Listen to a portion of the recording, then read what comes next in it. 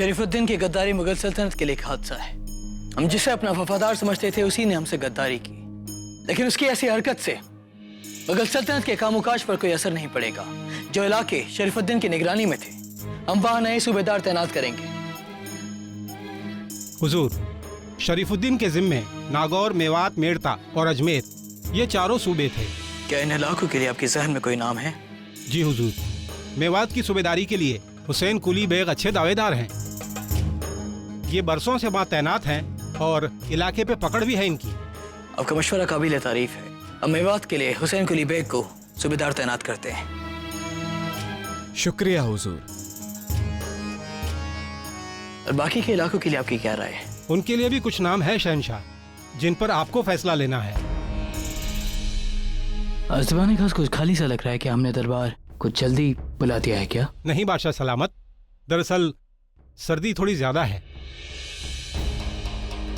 लेकिन आजम खान उन लोगों में से नहीं जो अपने आराम की वजह से दीवान खास दरकिनार करे। अब पता लगे कि वो दीवान खास में आज किस वजह से नहीं है। ऐसी नजाकत, ऐसी मासूमियत, ऐसी खूबसूरत, ऐसा लग रहा है कि जन्नत में आ गए हैं। आदम, या अल्लाह, आप अभी तक लेटे हुए हैं, दरबार क्यों नहीं पहुंचे? अम्मी जान, आज दरबार जाने को दिल नहीं कर रहा। दिल नहीं कर?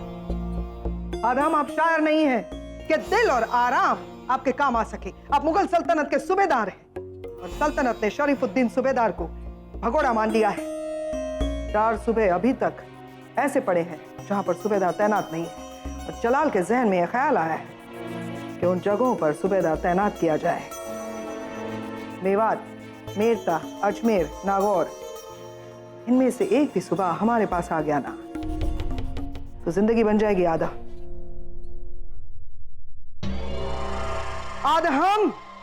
हम आपसे बात कर रहे हैं और आपसे कह रहे हैं अभी इसी वक्त उठिए और दरबार जाइए। हुजूर, बाकी के सूबों की सूबेदारी के लिए आप फैसला चाहे तो कर ले सकते हैं। सबको यहाँ मौजूद रहने की हिदायत दे दी जाएगी। नहीं अदका साहब, अगर हम आज का काम कल पर छोड़ेंगे तो आज की बादशाहत कल की बीती बात बन जाएगी। हम आज ही नामों के ऐलान करेंगे।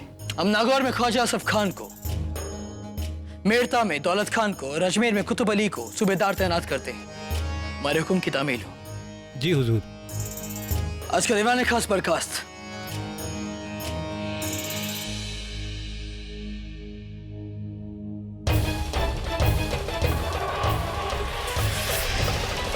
आप खामखा फिक्र कर रहे।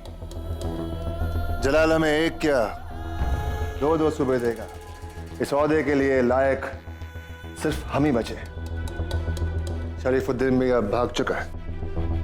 फिक्र मत कीजिए अम्मी जान, फिक्र मत कीजिए। हमारे क्या आदम, गुस्ताखी मुआफ हो वजीर आलिया, मगर खबर जरूरी है। ऐसी क्या खबर है कि आप कुछ वक्त तक रुक नहीं सकती थी? हुजूर, शहंशाह ने 4 सूबे की सूबेदारी का ऐलान कर दिया है। आगे बोलो। आदम खान साहब को कोई नई जिम्मेदारी नहीं दी गई है।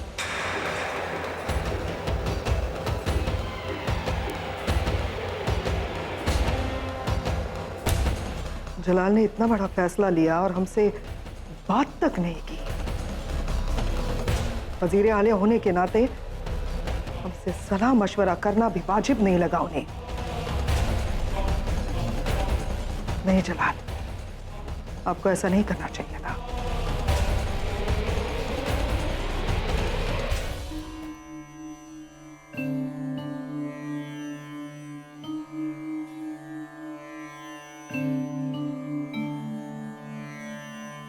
जोधा, क्या सोच रही हो जोधा?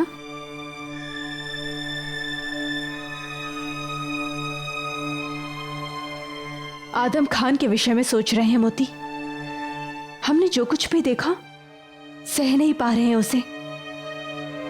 तस्नीम कितनी छोटी बालिका है, तब भी आदम खान उस पर अपनी कुदृष्टि रखे हुए हैं, जो कि सोच से भी परे है। बुरा तो हमें भी लगा है, परंतु शायद यह नियति है। इस संसार में पुरुष नारी को सदा दमित करता हुआ आया है, सदा उसका शोषण ही किया है। और फिर तस्नीम की मां एक दासी ही तो है। उसका या तस्नीम का आदम खान पर क्या बस चलेगा? यहाँ पर दासी को केवल एक कठपुतली की भांति नचाया ही गया है, या फिर एक खिलौने की भांति उसे खेला ही गया है। परंतु हम दासी नहीं बेगम हैं, और बेगम होने के नाते हमारा कर्तव्य है कि यदि आदम खान कुछ बुरा करने जा रहा है तो हम उससे रोकें। जोधा, आदम खान बहुत शक्तिशाली है और कुटिल भी। ऐसे कैसे हम एक बालिका का मान भंग होते हुए देख सकते हैं मोती? जोधा, जोधा, आगरा में आए हमें इतने दिन नहीं हुए जितने संकट आ चुके हैं। अब एक और संकट क्यों मोल लेती हो? ईश्वर के लिए जोधा मत जाओ। भगवान के कारण ही नहीं रुक रहे हैं मोती। हम सदैव भगवान से सहायता मांगते हैं क्योंकि वो हमसे अधिक बलशाली है और सक्षम है, और हम जिनसे अधिक सक्षम है हमारा कर्तव्य है कि हम उनकी सहायता करें। और सब कुछ जानने के बाद यदि हम चुप रहे तो हमारा सर सदैव अपराध बोध से झुक जाएगा मोती। चलिए। परंतु जोधा, तुम जा कहाँ रही हो? तस्नीम के घर। उसकी माँ को सब कुछ बताना बहुत आवश्यक है, क्योंकि एक वही है जो तस्नीम के प्रति हुई छेड़छाड़ की शिकायत दीवाने आम में कर सकती है, और हमें विश्वास है शहंशाह न्याय करेंगे। यदि ऐसा है तो हम भी चलेंगे। परंतु मोती, तुम नहीं जोधा, तुम अपनी बेगम होने का कर्तव्य निभा रही हो, और हम आमेर की राजकुमारी से जुड़े अपने कर्तव्य का। हम तुम्हें अकेले नहीं जाने देंगे। तो ठीक है, चलो।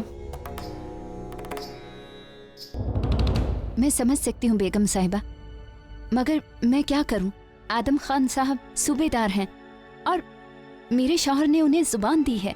आदम खान साहब ने उन्हें एक किले की किलेदारी सौंपने का वादा किया है। उनके बहुत एहसान है हम पर। देखिए देखिए, तस्नीम को कितना कीमती तोहफा दिया है। इतना कीमती तोहफा कोई किसी को देता है क्या?